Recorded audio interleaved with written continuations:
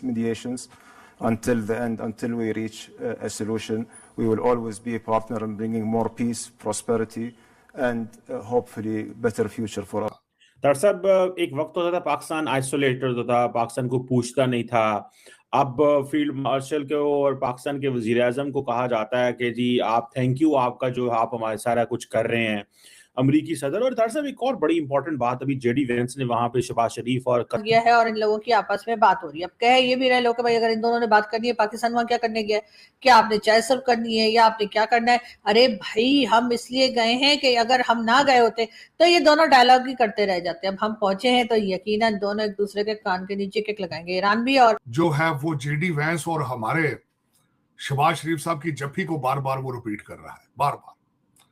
और मुझे फिर जफ्फी याद आई विश्व गुरु की वहां से, और विश्व गुरु की अभी जो भीगी बिल्ली की तरह, जिस तरह विश्व गुरु के हाथ कांप रहे थे और जिस तरह। तो दोस्तों, पाकिस्तान का प्राइम मिनिस्टर जिनेवा में एक नमूना बन के रह गया है। जिस प्रकार की हरकत और एक्सप्रेशन इसने कतर के प्राइम मिनिस्टर के सामने दिए हैं, जेडी वेंस के सामने दिए हैं, और कतर के पीएम ने जो इसको रगड़ा है कि जो काम करने आए हो वो पहले करो, डील कर लो, फिर बाद में धन्यवाद करते रहना, तो इससे शहबाज का मुंह उतर गया है। ऊपर से शहबाज शरीफ की जो बेइज्जती हुई है जिनेवा के अंदर, रेड कारपेट वेलकम नहीं मिला, उससे साजिद तरार भड़क गया है। पहले Field Marshal and also on the Iranian side, Dr. Ghalibaf and Dr. Araqji. I would like to thank all of you for your leadership and determination that put us in this room, and this is not really the main celebration. Our celebration when we reach the ultimate agreement. Hopefully this is just the beginning, and I wish everyone all the best. Qatar will stay dedicated to this partnership to support these mediations until the end, until we reach a solution. We will always be a partner in bringing more peace, prosperity, and hopefully better future for our region. Thank you. Vance ने ये कहा है पाकिस्तान के field marshal को कि everything you have done for us, everything you are doing for us. और एक बड़ी अनप्रेसिडेंटेड अमेरिकन लीडरशिप और ईरानी लीडरशिप की मुलाकात हो रही है और पाकिस्तान इस मुलाकात का होस्ट है। How do you see these developments? Shrima साहब, दो चीजें नजर आ रही हैं इस वक्त। CNN बार बार जो है वो जेडी वेंस और हमारे शहबाज शरीफ साहब की जफ्फी को बार बार वो रिपीट कर रहा है, बार बार।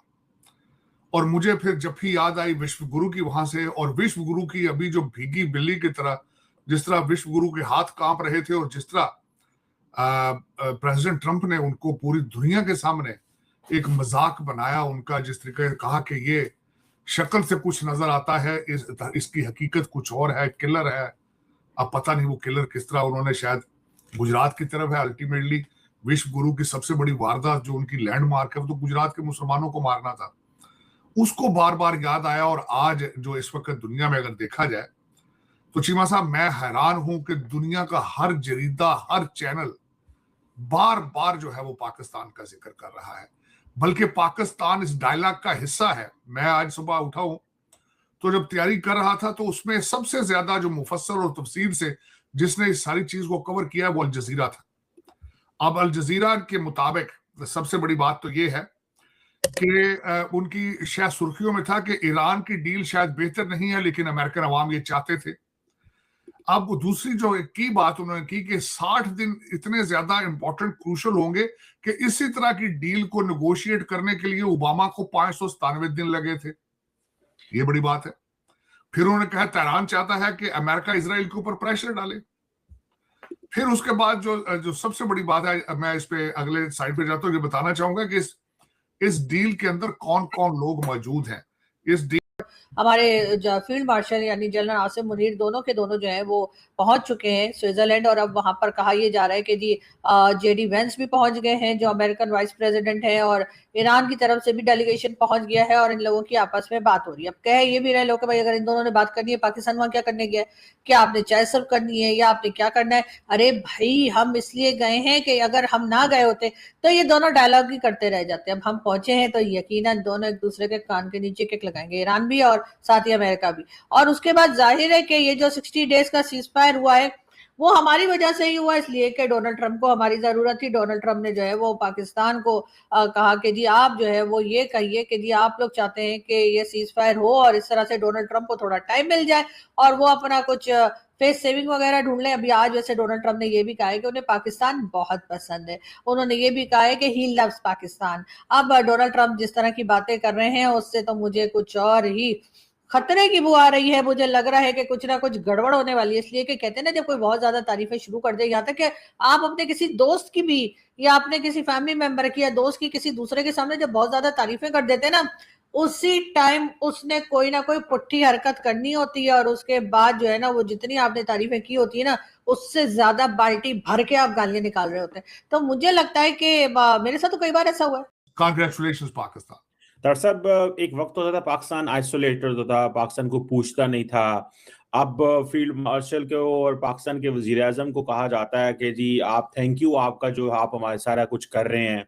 अमरीकी सदर और डॉक्टर साहब एक और बड़ी इंपॉर्टेंट बात, अभी जेडी वेंस ने वहां पे शहबाज शरीफ और कतर के वजीर आजम के साथ खड़े होकर कहा कि हमें अमरीकी सदर की तरफ से टास्क मिला है कि ईरान के साथ एक नया लीफ टर्न करो, नया पेज लेके आओ कि हमें ईरान को मिडल ईस्ट और में लड़ाइयां करते थे, अब हम चाहते हैं ये इंटीग्रेट हो। सर साहब ये कितनी बड़ी डेवलपमेंट है। आप अमेरिकन फॉरेन पॉलिसी एक्सपर्ट हैं, आप डेमोक्रेट प्रेसिडेंट्स को भी मिलते रहे हैं, रिपब्लिकन प्रेसिडेंट ट्रम्प के साथ आपने मिलकर कैंपेन की है। यू नो एग्जैक्टली कि डेमोक्रेट एंड जो रिपब्लिकन पार्टीज की क्या फॉरेन पॉलिसी है। As a US foreign policy expert, how big this development is in a sense कि अमरीकी सदर वाइस प्रेसिडेंट को ये कह रहा है कि ईरान के साथ ताल्लुकात ठीक करने और ये हम नया करना चाहते हैं। आप इसको कैसे देखते हैं? देखिए चीमा साहब, मैंने माजी के अंदर चीजें देखी हैं जब अमेरिकन जो वॉशिंगटन डीसी है वो नेशन बिल्डिंग की तरफ भी तवज्जो दिया करते थे। वो कहते थे कि इनको सिखाया जाए कि खुद भी जिए और हमें भी जीने का हक दें। मेरा ख्याल उसी तरह का प्रोग्राम है जिसको कहते हैं पोस्ट वार डेवलपमेंट फंड जो बनाया गया है, जिसको गल्फ कंट्रीज जो है वो सपोर्ट करेंगे। दो चीजें इसमें इसको थ्रेट ले रहे हैं लेने वाले, एक तो इजराइल इसको थ्रेट लेता है और दूसरा इसको जीसीसी कंट्रीज के कुछ मुमालिक भी थ्रेट लेते हैं कि शायद ये हमारा कंपटीशन बनेगा। लेकिन उसमें सपोर्टिंग आर्गुमेंट ये है कि तेल तो वो पहले भी बेचते थे अपना, बल्कि ब्लैक मार्केट में बेचते थे। अब वो आके तो इंटरनेशनल प्राइसेस पे आके बेचेंगे। दूसरा, अगर वो तरक्की करेंगे, अगर वो एक मुआशी हब बनेंगे, अगर वो उनके बच्चे अमन को सीखेंगे एक दफा, तो this is good for the entire world. लेकिन ये काफी इसमें मैंने देखा है जो president Trump is a businessman, वो पार्टनरशिप की तरफ जाना चाहते हैं ईरान के साथ, डेवलपमेंट की पार्टनरशिप। और देखें कि पाकिस्तान को कितने फायदे होंगे अगर देखा जाए इस डायरेक्शन पे जाया जाए। चीमा साहब, सस्ता तेल पाकिस्तान आएगा, BLA चौक होगी, वहां ईरान की पोर्टें पाकिस्तान उनको मैनेज करेगा, फिर उसके बाद पाइपलाइन बनेगी, हमारी लेबर वहां जाएगी। तो मैं ये समझता हूं कि विन विन सिचुएशन है और that is the only solution moving forward. Terrorism, इस तरह के वाकयात, आज भी अल जजीरा में उन्होंने कोट किया है कि तेहरान चाहता है कि अमेरिका इजराइल के ऊपर अपना प्रेशर बढ़ाए और वो बढ़ा रहे हैं, बार बार कर रहे हैं। और दूसरा, वहां पे भी इलेक्शन का आने वाला है अक्टूबर में, नफ्ताली बेनेट जो है वो पॉपुलैरिटी गेन कर रही है और मेरा ख्याल है कि अनफ इज अनफ।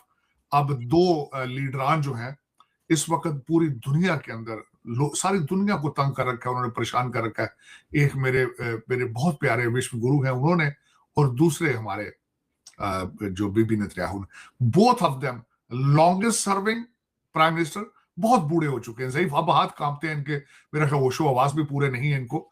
और दूसरा, चीमा साहब, सियासत में इतना अरसा रहना इम्पॉसिबल होता है, बजाय इसके कि आप करप्शन, आप डंडे के जोर पे माफिया स्टाइल गवर्नमेंट चलाएं।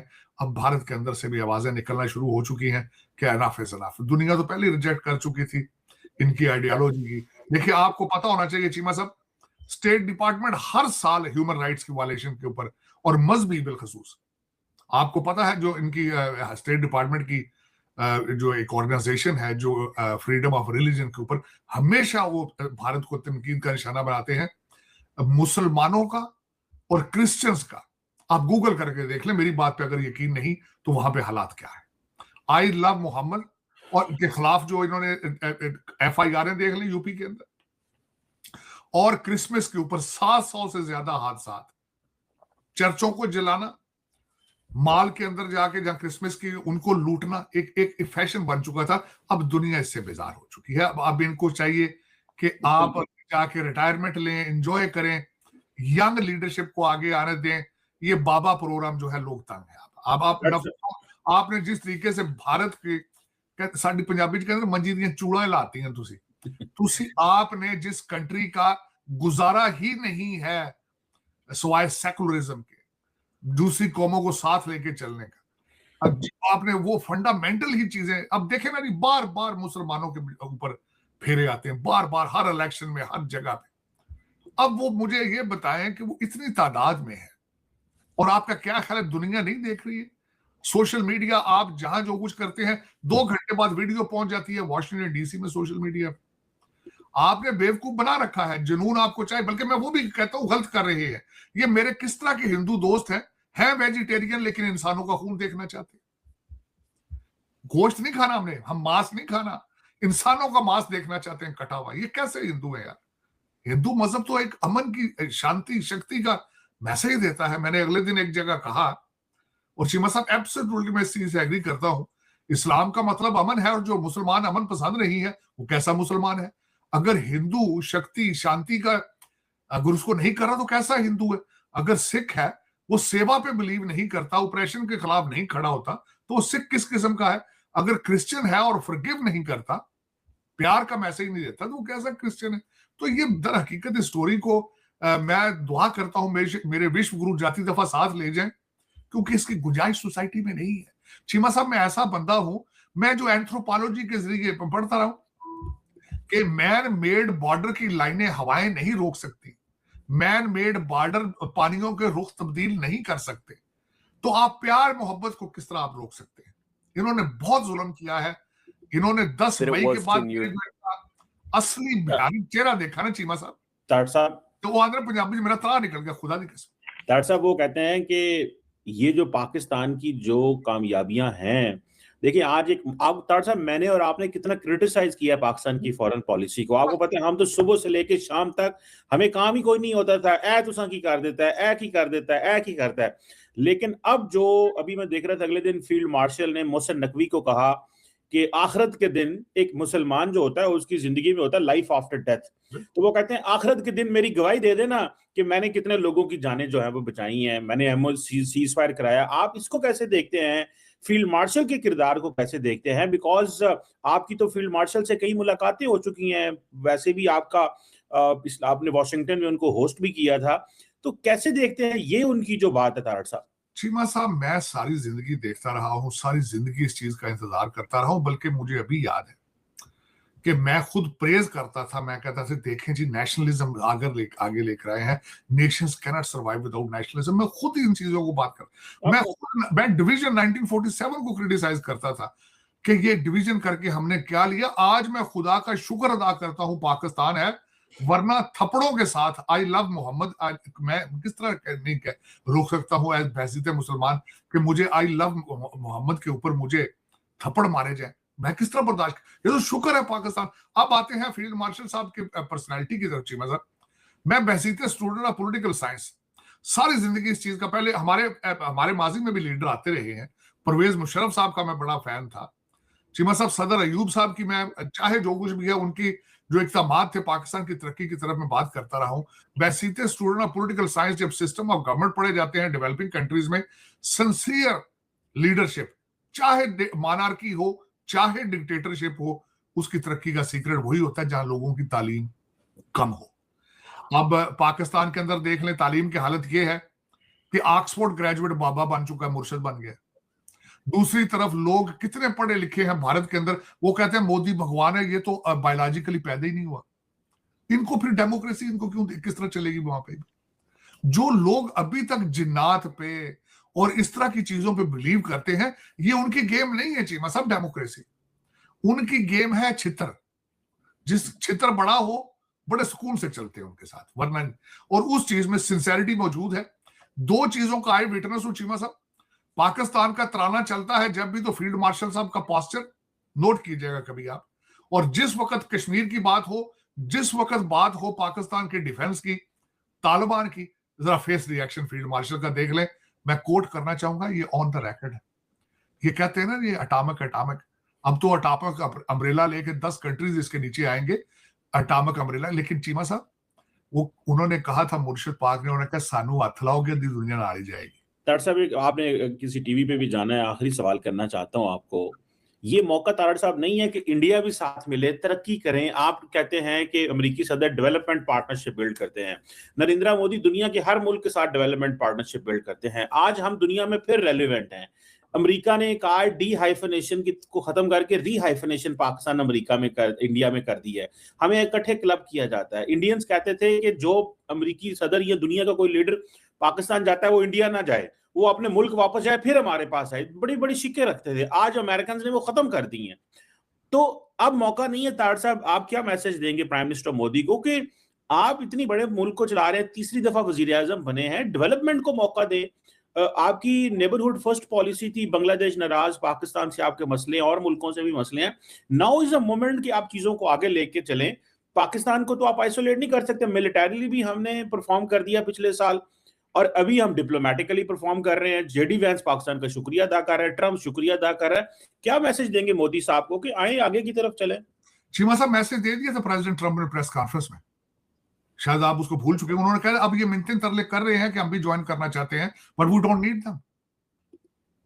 आखिर एंड पे ये भागने की कोशिश उन्होंने की है। और चीमा साहब, ये प्रेस कॉन्फ्रेंस जो हुई थी प्रेसिडेंट ट्रंप के साथ, नजर आ रही थी कि 2-3 दिन ये पांव पड़े रहे हैं, उनके मिन्नतें करते रहे हैं रगड़ रगड़ के कि खुदारा जहाज हमारे जो गिरे उसका जिक्र ना करें, पाकिस्तान के फील्ड मार्शल का जिक्र ना करें, कोई ऐसी स्टेटमेंट दे दें जो हम दुनिया को मुंह दिखाने के काबिल हो जाए।